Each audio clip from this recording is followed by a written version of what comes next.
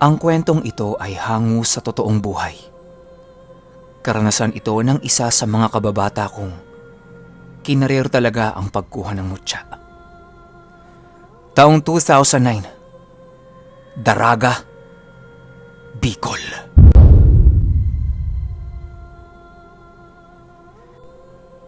Bigyan ko lang kayo ng background. Kasama at kasabayan kong lumaki sa Bacood itong kaibigan ko na to. Naitago na lang natin sa pangalang Jess.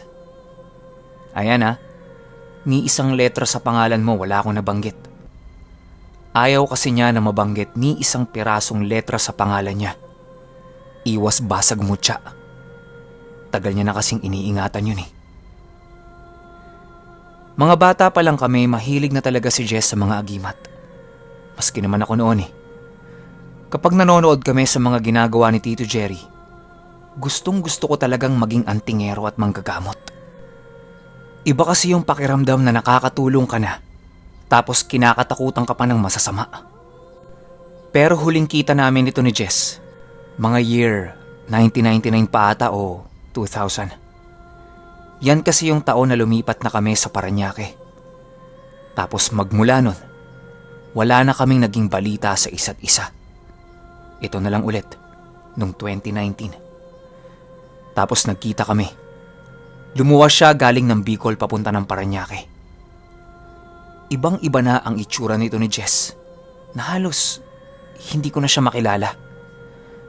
Alam niyo yung mga literal na albularyo yung itsura.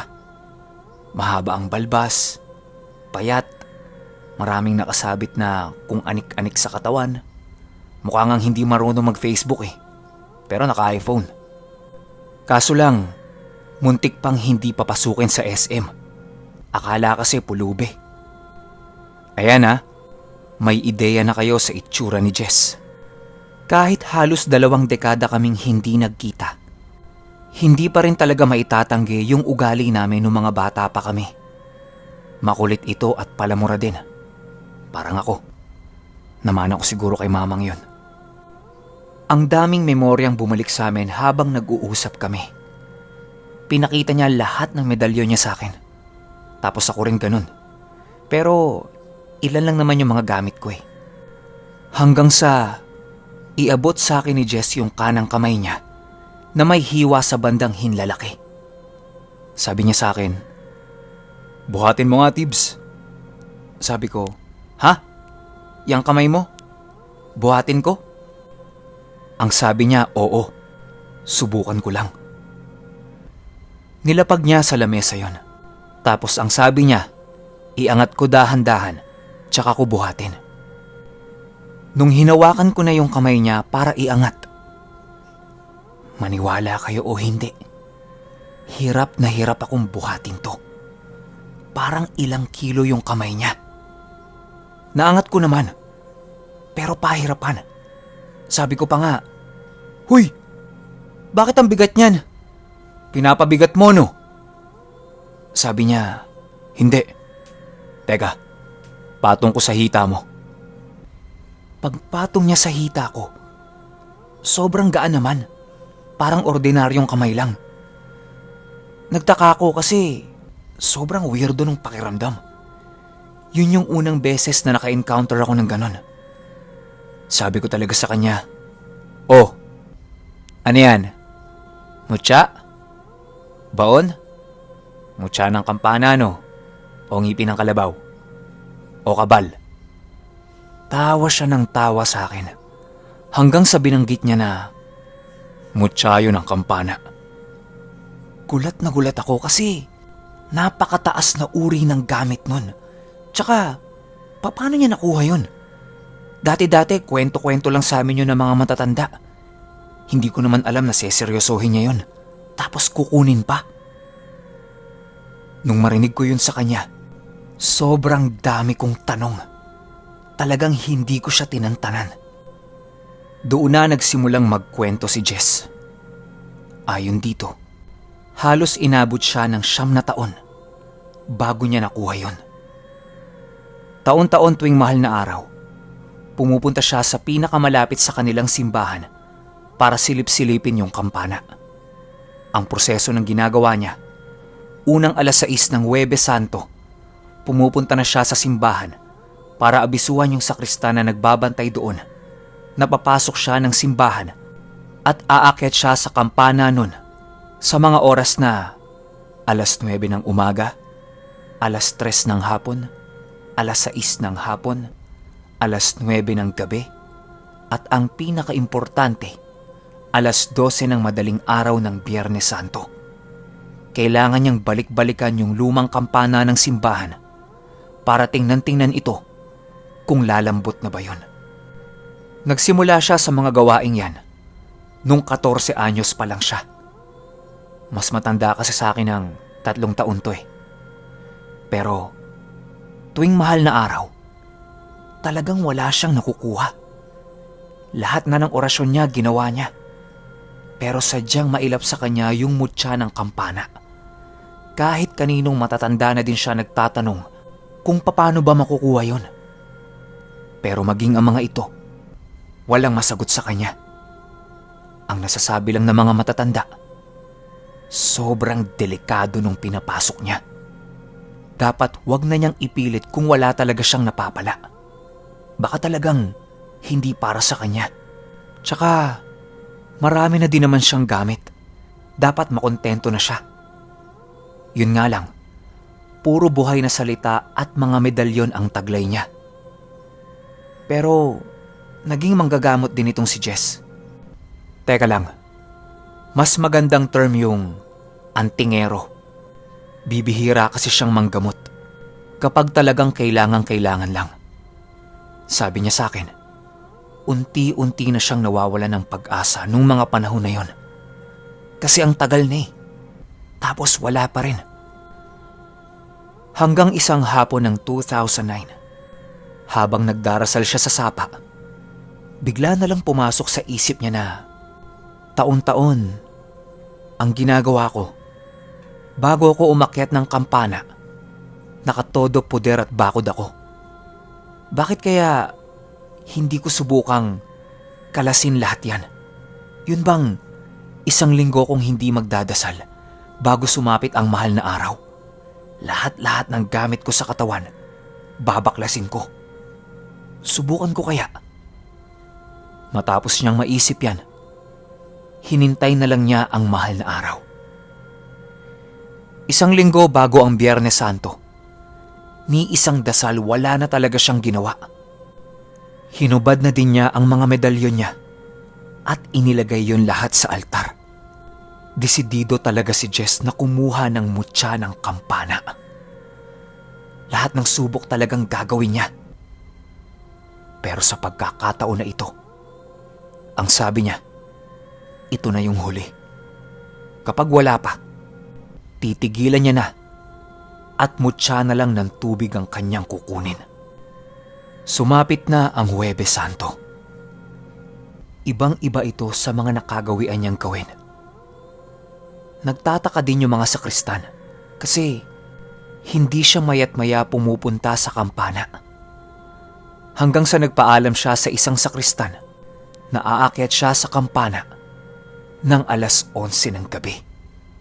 Malamang doon na siya hanggang mag-umaga. Pumayag naman yung sakristan. Kilala din naman siya nun eh. Saktong 11:00 umakyat si Jess sa kampana. Tahimik na ang buong paligid nun. Gawa nga ng mahal na araw, tapos 10 oras na ng gabi. Pansin niya sa katawan niya. Kusang pumapasok sa isip niya yung mga dasal niya. Tapos gustong-gusto niyang banggitin ito. Pero nilalabanan niya ang sarili niya. Kailangan niyang hindi magdasal. Dahil yun ang pangako niya sa kanyang sarili. Pumatak ang 11:45 ng gabi. Medyo nag-iiba na ang ora ng paligid. Pakiramdam niya, sobrang dami at madidilim na ora. Nakakatakot.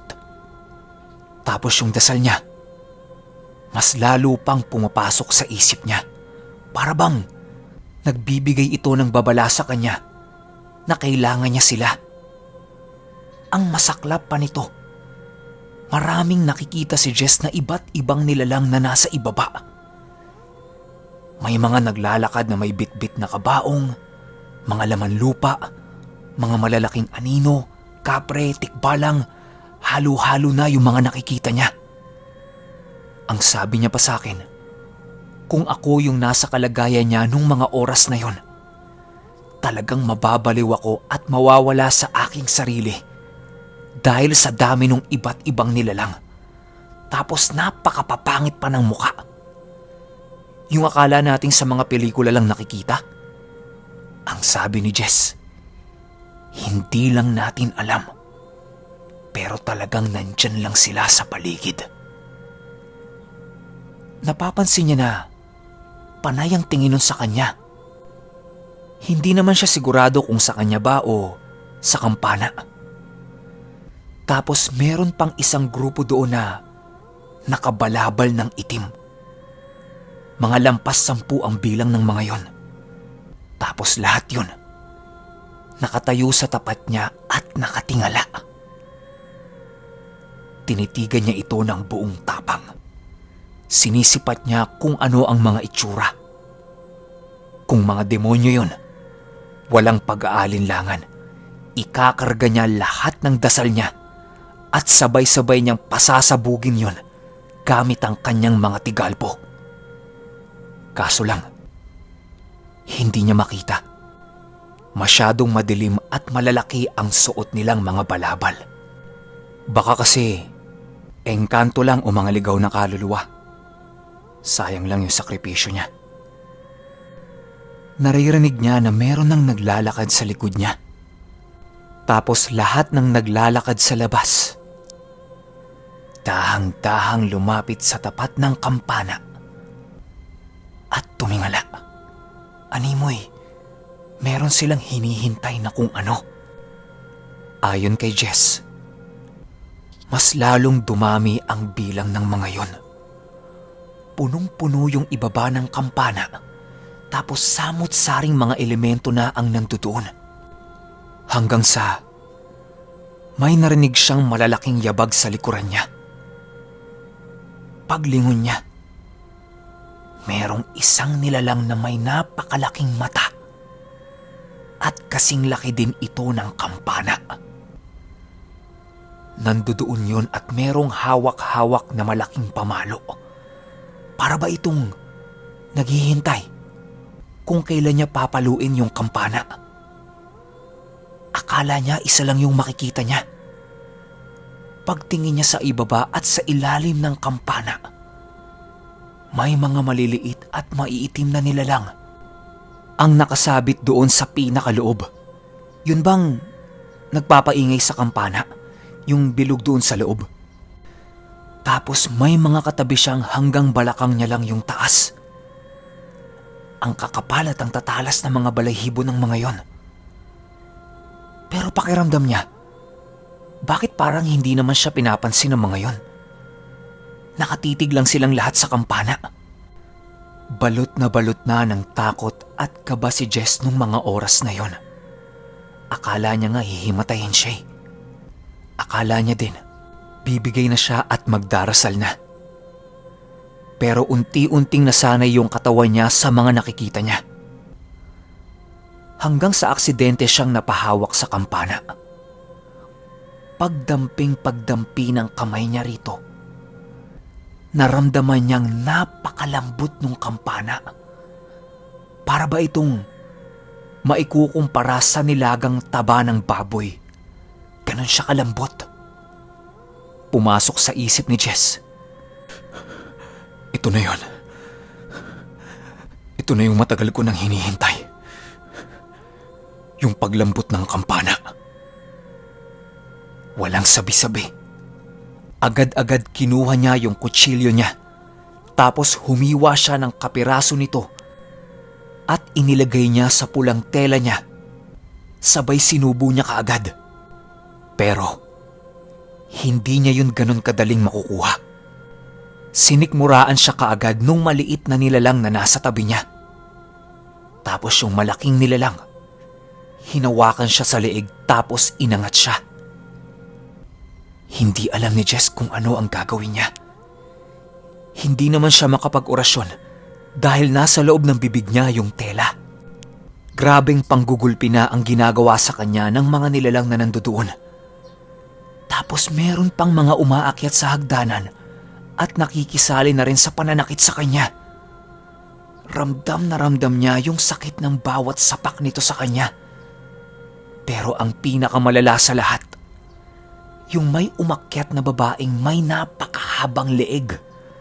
Tapos yung kamay nito, pinasok sa loob ng tiyan niya. Pakiramdam niya na butas yun. Habang nasa loob ng tiyan yung kamay ng babae, para pa nitong dinudurog-durog yung bituka niya. Gustong mangyari ng babae na yun, isuka niya kung ano yung nasa bibig niya. Grabing pagtitiis ang ginagawa ni Jess. Konti na lang, alam niyang bibigay na siya. Gusto niyang iluwa yung nasa bibig niya at ilagay yun sa kamay niya para mabanggit niya at tawagin lahat ng orasyon niya. Ang kaso nga lang, yakap-yakap na siya nung malaking nilalang. Wala na. Konti na lang iluluwa na niya. Hanggang sa biglang nawala ang lahat ng mga nilalang na yon na para bang walang nangyari. Yung pala, lumampas na ng 12:00 ng Biyernes Santo. Kinapakapa niya yung tiyan niya. Wala namang butas. Normal naman lahat. Tumingin din siya sa labas. Baka kasi andun pa yung ibang nilalang eh. Pagtingin niya, meron siyang nakitang nakangiting isang matandang babaeng nakaitim.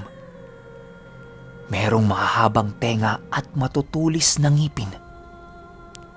Ang tumitig lang sa kanya saglit at naglakad na ito papalayo. Alam ni Jess sa sarili niya na yun ang gabay niya at isa yung reyna ng mga engkantong itim. Nawala na sa isip niya na merong laman yung bibig niya. Nung naalala niya, agad-agad niyang iniluwa yun tapos inalis sa pagkakabalot sa tela. Nakita niyang nakuha na niya ang mutya ng kampana. Hindi maipinta ang kasiyahan ni Jess nung araw na yon. Binabad niya kaagad yun sa bote na merong langis. Tapos kung ano-anong bendisyon, konsagra, pakain ang ginawa niya doon. Kahit alam naman niyang buhay na yon. Kinaumagahan, sinimulan na niya ang pagtatanim noon sa kanyang sarili. Hiniwa niya ang dulong parte ng hinlalaki niya, yung malapit sa pulso na part. Paghiwa niya doon, nag-orasyon siya ulit at dahan-dahan niyang ibinaon yung mutya ng kampana doon at sinarado niya yung sugat niya gamit ang nagbabagang patalim. Matapos ang lahat-lahat ng yan, naging kontento na si Jess sa lahat ng gamit niya. Pero hindi niya akalain na merong nilalang ang susubok sa kanya. Hindi niya inaasahan yun dahil nasa kaliwa yun eh. Siya merong hawak na mutya. Tapos purong-purong dibino pa siya. Ang nakakapagtaka lang, bakit gustong-gustong subukan ng mga aswang ang bagong kuha niya pa lang at taglay-taglay niyang mutya ng kampana.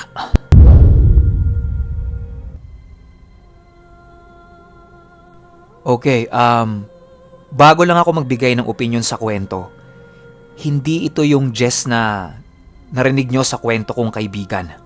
Ibang Jess to. Ito yung Jess na matino. Yung Jess kasi natin sa kaibigan, alam nyo naman, nag-aaral yun ng aral sa kaliwa. So, hindi natin siya talaga kasundo.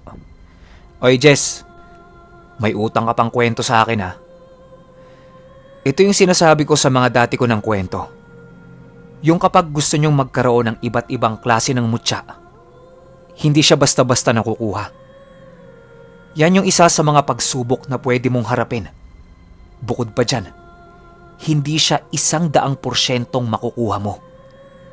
May mga failure yan. Pakinggan nyo yung kwento kong ilog. Ilalagay ko yung link sa baba. Mutya naman ng tubig ang sinubukang kunin doon ni Kuya Rico. Ang kaso nga lang, sa tindi at dami din ng mga nilalang na yon, hindi niya kinaya yung pagsubok.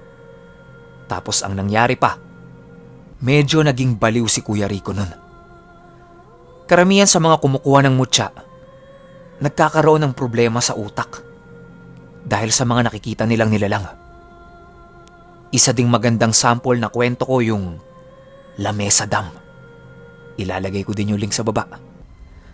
Doon naman wala silang kinuwang mutya. Pero mahal na araw din yun. Tapos samot-saring nilalang yung nakita nila. Pero hindi ko naman sinasabing may sakit ka sa utak, Jess ha. Si Kuya Rico kasi nagkaroon ng ganun eh. Kilala mo naman si Kuya Rico, di ba?